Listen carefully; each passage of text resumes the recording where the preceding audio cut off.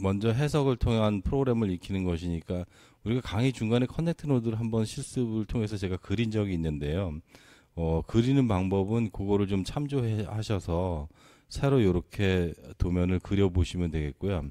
이렇게 시간 관계상 이 30분 안에 강의를 마쳐야 되는 제약이 있기 때문에 이렇게 모델을 완성을 한 거를 제가 카티아로 가져왔습니다. 지난번에 했던 그 모델을 저장을 해놨다 제가 가져온 거가 되겠고요. 그 커넥팅 노드 강의가 아마 여러분들 그 과거 거를 보시면 커넥트 노드 강의하는 자료가 있으니까 그걸 참조해서 혹시 못 그리신 분들은 그걸 따라해서 그려보시면 되실 것 같습니다. 오늘은 로컬 좌표계를 한번 형성하는 거를 먼저 해보도록 할게요. 이렇게 대단부 쪽에 로컬 좌표계를 작성할 건데요. 툴바에서 엑시스 시스템 버튼을 클릭해 주시기 바랍니다. 툴바는 여기 있고요. 여기 엑시스 시스템이 이겁니다. 엑시스 시스템 버튼을 클릭하면 대화창이 이렇게 뜨게 되는데요. 대화창의 오리진 부분에 마우스 3번 버튼을 해서 크리에이트 포인트를 클릭해 주시면 포인트를 선택하는 대화창이 뜹니다. 그럼 얘를 코디네이트 좌표로 되어 있는 걸 서클 스피어 엘립스로 바꿔주시고 서클을 선택해 주시면 되겠습니다. 서클을 선택해 주시면 되겠습니다. 대단부에 요 부분을 선택해 주면 거기에 OK를 선택해 주시고요. 그럼 거기에 좌표가 하나 찍히게 되죠. 이렇게 오리진 좌표가 여기가 되는 거고요. X축에는 ZX 플레인을 선택해 주시면 되겠습니다. ZX 플레인을 X축에 선택해 주고 Y축에는 YZ 플레인을 선택해 주면 되겠고요. 그 상태에서 OK 버튼을 클릭하면 ZX 방향은 자동으로 설정되기 때문에 Z축은 따로 설정을 안 해주셔도 되겠습니다. 그렇게 한 다음에 이제 소단부에도 로컬 좌표계를 설정을 해보도록 하겠습니다. 대단부, 소단부는 여러분들 잘 아시죠? 대단부에는 피스톤이 연결이 되겠고요. 피스톤. 소단부에는 대단부에는 커넥팅 노드, 그 크랭크 축이 연결되어 있고 소단부에는 피스톤 핀이 연결되는 그런 방식이 돼. 그거를 연결하는 거다 해서 이 부품 이름이 커넥팅 노드가 되겠습니다. 그 다음에 이제 마찬가지로 로컬 좌표를 형성하기 위해서 이 X축을 엑시스 시스템 대화창을 띄우고 오리진에 크리에이트 포인트 아까와 마찬가지 방법이죠. 이 부분에 포인트를 설정해 주시고 X축에는 ZX 플레인, Y축에는 YZ 플레인을 선택을 이렇게 해주시면 Z축은 자동으로 설정된다고 좀 전에 설명을 드렸었습니다. 이렇게 해서 로컬 좌표계가 완성. 글로벌 좌표계는 이게 글로벌 좌표계죠. 로컬 좌표계는 이 원을 중심으로 좌표계 코디네이트를 잡는 것이 로컬 좌표계고요. 글로벌 좌표계는 이거지만 이 원을 중심으로 해서 좌표계를 새로이 설정한 것이, 그러니까 글로벌 좌표계가 전 세계라면 로컬 좌표계는 일부 지역이 되는 것이겠죠. 이렇게 해서 로컬 좌표계 설정을 완성을 했습니다. 이번엔 프리프로세싱을 진행해 보도록 할게요. 프리프로세싱은 어드밴스드 메싱 툴 워크벤치를 실행시켜서 실시를 해보겠습니다. 스타트에 어널리시스 앤 시뮬레이션 가셔가지고 어드밴스드 메싱 툴을 선택을 해주시면 우리 카티아 CA는 다이나믹 해석은 없고 넌리니어 해석도 없다 그랬습니다. 오직 스타틱 해석만 있다. 그 스타틱 해석에 OK를 클릭해 주시고요. 뭐가 문제가 있었던 것 같습니다. 다시 한번 해보도록 하겠습니다. 얼른 신속하게 하겠습니다. 이 카티아가 혹시 이렇게 꺼지는 수가 가끔씩 발생하는데 그럴 때 당황하지 마시고요. 이 순간적으로 한 번만 더 하면 되는 거니까요. 당황하지 마시고 계속 이어가시면 되겠습니다. 좀 전에 했던 걸 다시 한번 반복하게 되면요. 이 엑시스를 선택해서 오리지널의 크리에이트 포인트를 해서 코디네이트를 서클 스피어로 바꾸고 선택해서 로컬 좌표로 완성하고 ZX 플레인을 선택해주고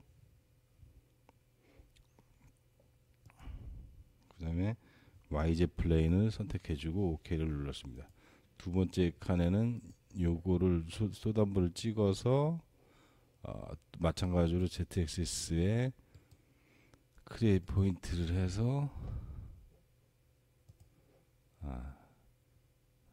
엑시스 타입에 다시 하겠습니다. 오리진에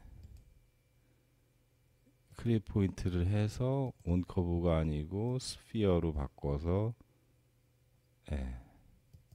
여기를 찍어주고 이 여기 X축에는 이 ZX 플레인, Y축에는 이 YZ 플레인을 선택해주면 Z축은 자동으로 설정이 된다고 했고요. 스타트에 메커니컬 디자인 어널리시스 앤 시뮬레이션 가서 어드밴스드 매싱 툴로 다시 넘어가셔서요. 스타틱 어널리시스에 오케이 해주시고요. 여기서 참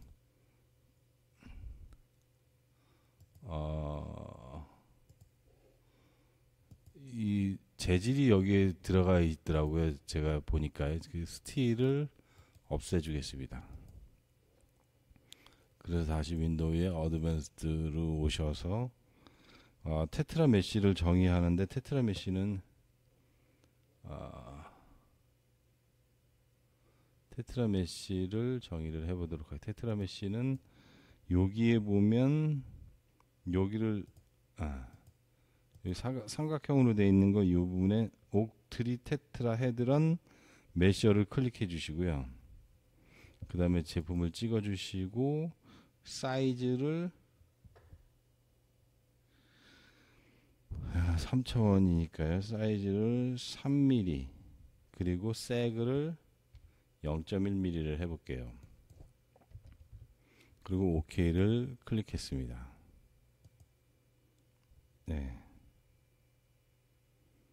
그렇게 해서 노드 앤 엘리먼트 가서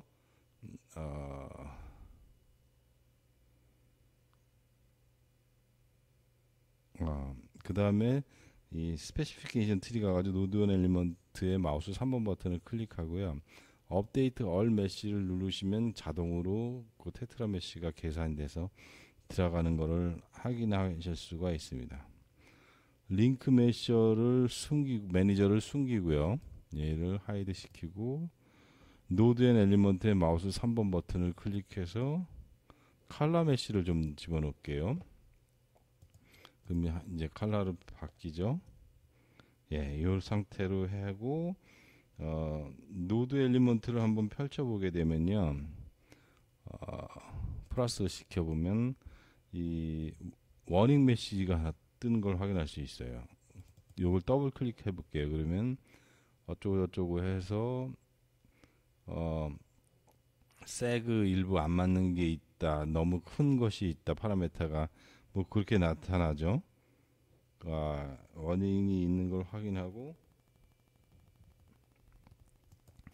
옥타헤드런을 더블 클릭해서요. 세그를 0.1이 좀 가혹하다는 얘기인 것 같으니까 얘를 0.5로 바꾸고 업데이트를 한번 해볼게요. 업데이트 얼메시를 하겠습니다. 그리고 플러스를 한번 눌러보면 워닝이 사라진 걸 확인하실 수 있습니다. 세그 값을 조정하는 방법을 알려 드린 거죠. 메시 퀄리티를 체크해 볼 텐데 스페시피케이션 트리 노드 엘리먼트의 마우스 3번 버튼을 클릭하고요. 메시 품질 검사 결과가 나타나면 오케이를 어널라이즈라고 있습니다. 그 어널라이즈를 해서 품질을 이렇게 나타내고 있죠. 아, 스트레치와 에스펙트 레이셔 같은 것들을 여기서 체크할 수가 있는데요. 94.63% 이렇게 나왔네요. 에스펙트 레이셔가 100%가 안 되는 거죠. 에스펙트 레이셔는 장방 정규 형상에서 벗어난 정도를 나타내는 개념인데, 테트라가 정삼각형 정사면체에서 벗어나는 정도를 나타내는 것이 스트레치 레이셔와 어스펙트 레이셔가 되겠습니다. 정삼각형이나 정사각형에서 벗어나는 정도를 나타내는 것이고요.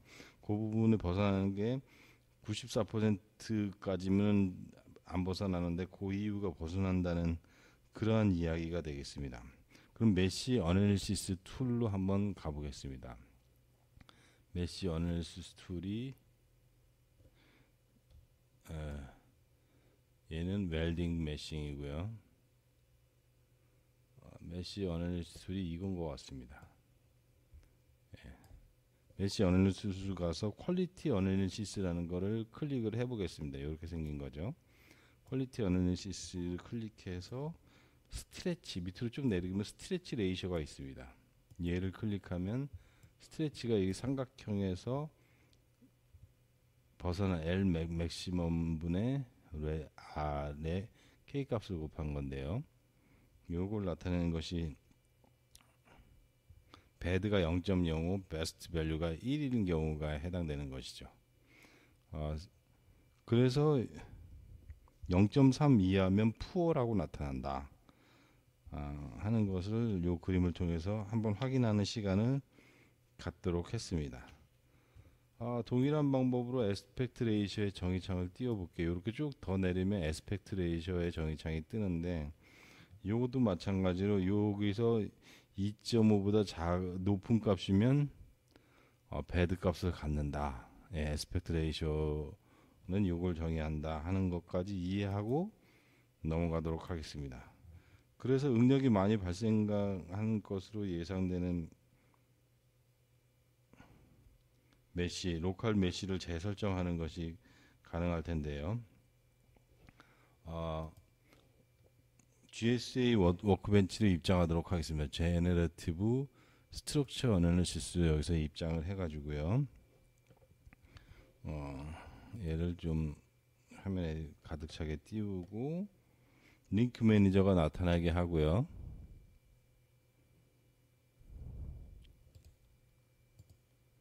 링크 매니저가 나타나게 하고 모델 매니저 툴바에서 모델 매니저 툴바에 잘 보면 여기에 화살표를 이렇게 누르면 요 로컬 메시 사이즈라고 나옵니다. 로컬 메시 사이즈를 선택해주고 세 개의 면을 선택해주게 돼 있어요. 세 개의 면이 어디냐면요. 요면 하나, 요면 하나, 어딘지 알겠죠? 그리고 뒷면에도 고면이 하나 더 있습니다. 요면 하나. 요렇게 세 면을 선택을 해주면 3페이시스가 서포트로 확인되는 것이 확인됐고, 우리가 테트라 메시의 값을 3mm 세그 0.5로 했었는데 1mm로 요거는 가늘게 메시를 하도록 하겠습니다. 이렇게 해서 로컬 메시 해서 1mm로 설정한 후에 스페시피케이션 트리 노드 앤 엘리먼트의 메시 비주얼라이제이션 해보도록 하겠습니다. 계산이 새로 되겠죠. 머린 메시지가 있나 다시 한번 또 확인을 해볼게요. 메시가 잘 됐네요. 이 부분은 3mm로 메시가 된 반면에 이 부분은 몇 mm죠? 1mm로 메시가 요 부분만 작게 메시된 것을 확인하실 수 있죠. 로컬 메시 워닝 메시지가 있나 보니까 워닝 메시지도 없이 잘 메시가 된 것을 확인할 수 있겠습니다. 그럼 이제 스타트 어널리시스 앤 시뮬레이션 어드밴스드 메싱 툴로 입장하고요. 스페시피케이션 트리에 옥타 헤드런 메시를 하이드 쇼 하고 옥트리 테트라 헤드런 메시 원의 마우스 어널라이즈를 해보겠습니다. 그러면 아까보다 현저하게 아까 94%였는데 에스펙트 레이셔나 스트레치 레이셔는 100%로 메시 퀄리티가 현저히 개선된 걸 확인하실 수 있죠. 메시 퀄리티 체크를 해보니까 로컬 메시를 잘게 나누니까 퀄리티가 현저하게 향상된 걸 확인할 수 있습니다. 그렇다고 해서 무작정 메시를 작게 할 수만은 없다 하는 거를 꼭 염두에 두시기 바랍니다. 왜냐하면 컴퓨터 계산 시간이라든지 이런 것들도 소요될 수 있기 때문입니다. 그러면 이제 다시 제너러티브 스트럭처 어널리시스로 입장하겠습니다. 그래서 링크 매니저 1을 나타나게 하고요. 하이드 쇼를 바꾸고 그 다음에 메시 1을 숨기겠습니다. 그 상태에서 경계 조건을 줘야 되니까 아니죠. 경계 조건 바운더리 컨디션인데요. 혹시 모르니까 여기까지 세이브를 좀 해놓고 나가겠습니다. 예. 그 상태에서 경계 조건은 리스트레인트를 부여하는데요.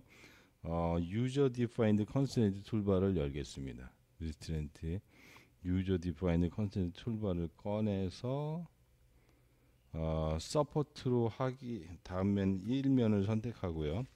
1면이면 여기가 해당되는 거죠. 여기를 경계 조건으로 하고 싶고요. 그 다음에 엑시스템 옵션의 타입을 유저로 선택하고요.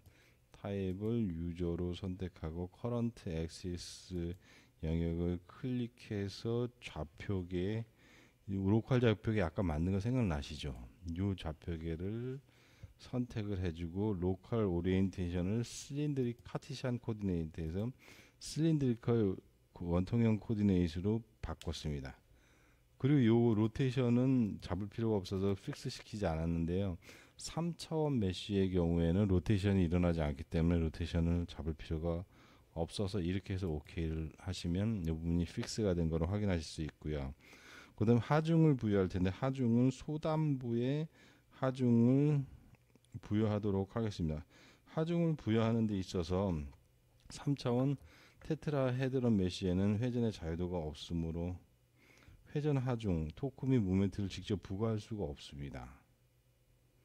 그래서 카티아 V5에서는 버추얼 파트를 이용하여 3차원 메쉬에 회전 하중을 부과할 수가 있기 때문에 이 부분을 약간만 확대시켜서요. 버추얼 파트는 형상이 없는 가상의 파트를 이 부분에 딱 하중을 주고 싶으니까 이 부분에 가상의 파트를 만들고 싶은 거죠. 버추얼 파트를 만들고 이를 이용하여 하중 경계 조건 모멘트 등을 부여할 수 있도록 해보겠습니다. 버추얼 파트 툴바에서 스무스 버추얼 파트 버튼을 클릭해 주시면 되겠습니다. 버추얼 파트는 어디에 있냐면 여기쯤 있네요. 버추얼 파트라고 나오죠. 그래서 여러 가지 그거가 있는데 맨 첫 번째가 스무드 버추얼 파트가 되겠습니다. 요걸 클릭을 해 주시고 1면을 선택 1면이면 여기가 1면이 되겠습니다. 요 면을 선택하고 OK 버튼을 클릭하시면 요 부분에 버추얼 파트가 빨갛게 두 군데가 형성된 걸 확인하실 수 있죠. 예. 그래서 서포트 선택이 됐고요. 핸들러는 뭐 하중이나 경계 조건을 정의할 기준 위치를 정의하는데 따로 정의하지 않으면 서포트의 중심으로 자동으로 설정이 되죠. 모멘트 하중을 생성해 보도록 하겠습니다. 로드 툴바에 보면 요 화살표를 누르고 두 번째 가시면 모멘트 툴바가 뜹니다. 그 모멘트를 선택해 주시고 모멘트의 서포트는 아까 만들었던 버추얼 파트를 서포트로 선택을 해 주시고요. 여기에 모멘트를 부여할 거니까요. 그 다음에 엑시스 타입을 유저로 바꿔주시고요. 커런트 엑시스는 로컬 영역에 아까 만들었던 엑시스 있죠. 로컬 엑시스를 잡아주시고 로컬 오리엔테이션은 카티샨으로 그냥 놔두시고요. Z 방향의 값을 500을 입력하고요. 그 Z 방향의 모멘트를 500 뉴턴 미터로 넣겠습니다.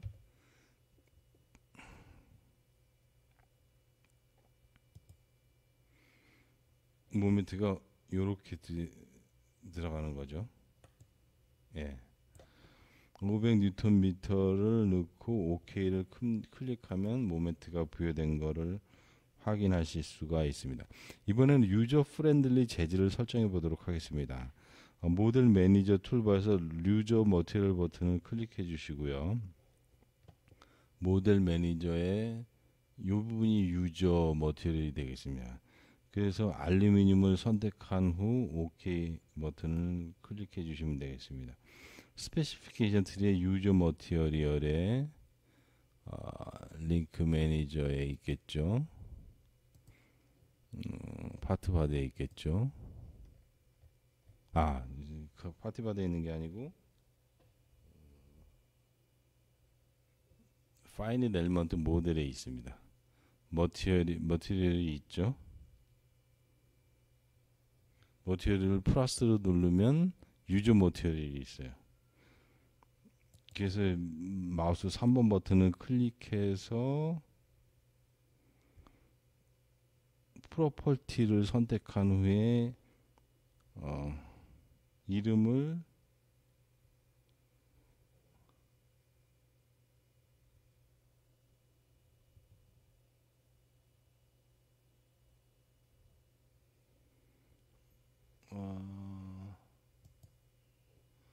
피처 네임이라고 있습니다. 피처 네임에 알루미늄이라고 써주시면 되겠습니다.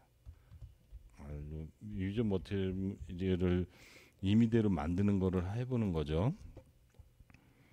재질을 이렇게 넣고 메쉬의 머티리얼을 지정하기 위해서 3D 프로퍼티를 클릭해 주시고 서포트를 옥타헤드런 테트라헤드런 메쉬 1을 선택해 주시고요. 머티리얼은 유저 디파인드 머티리얼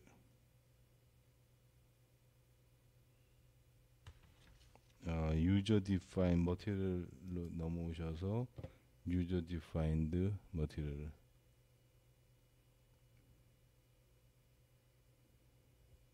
원 메쉬 파트까지 됐고요.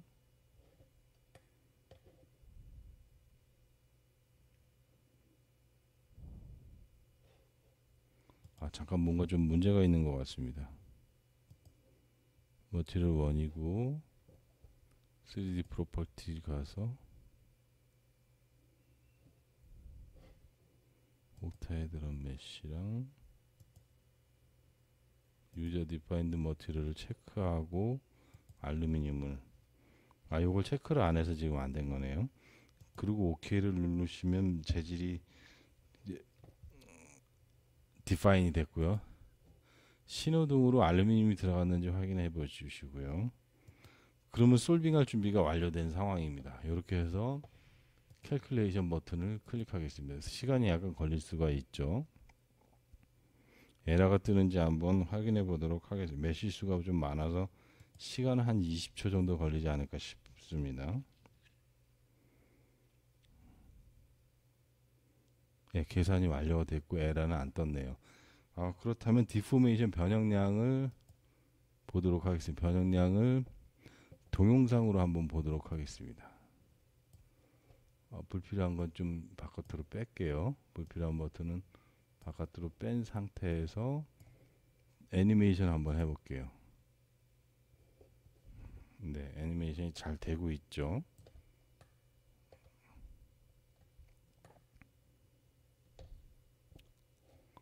불필요한 부분을 좀 마이너스로 해서 정리를 해보도록 하겠습니다.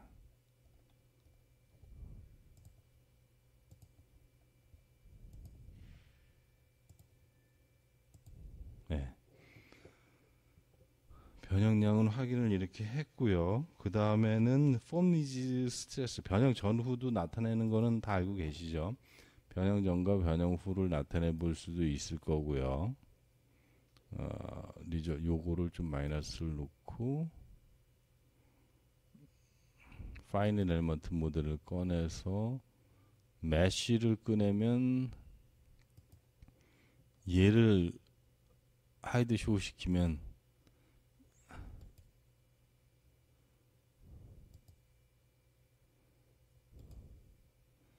얘를 하이드 변형량의 차이가 크게 없어서 요거는 차이가 안 나네. 그 다음에 미지 스트레스를 한번 보겠습니다. 미지 스트레스를 클릭하면 520메가파스칼 정도 걸렸네요. 예, 스트레스가 많이 걸린 걸 확인하실 수 있고요. 그 다음에는 이미지 익스트리마 값을 클릭하셔서 OK를 누르시면 맥시멈이 520.16 메가파스칼 걸린 거를 확인하실 수가 있겠습니다. LIU를 한번 볼까요? 글로벌 센서의 LIU를 한번 OK 하면 LIU이 28% 정도 나왔네요. 네, LIU이 좀 크게 나온 것을 확인할 수 있습니다. 네.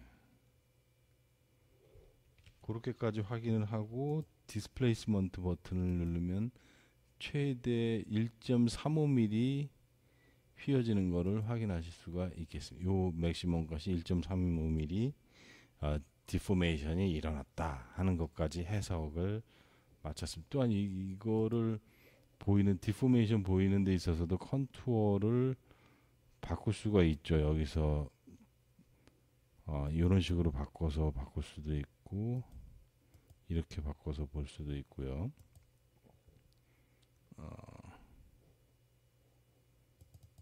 얘를 이렇게 해서 심볼로 되어 있는 거를 에버리지 아이소로 바꿔서 볼 수도 있는 거죠. 그리고 동영상을 볼 수도 있겠습니다.